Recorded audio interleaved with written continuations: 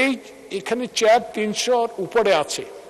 চেয়ারগুলোর অবস্থা, আমরা যারা ১৬ বছর এখানে, ম্যাক্সিমাম আর সহকর্মীরা পুলিশের দ্বারা নির্যাতিত, কারো কোমরে নাই, কারো হাতে ব্যথা, কারো পিঠে ব্যথা।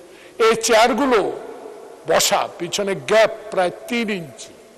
যখন এখানে বসা হয় তখন এই গ্যাপটা পূরণের একটা ব্যবস্থা গ্রহণ করা দরকার, কারণ এখানে অনেক ইয়াং এমপি আছেন যারাও বসতে পারেন না এখানে।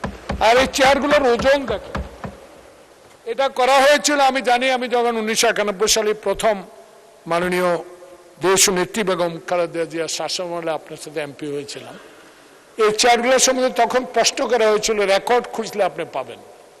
তখন এই চেয়ারগুলো এত ওজন করা হয়েছে যেন তুলে নিক্ষেপ করা না হয়, সেই জন্য মনে হয় লোহার শিকড় দিয়ে ওইটা বাধা।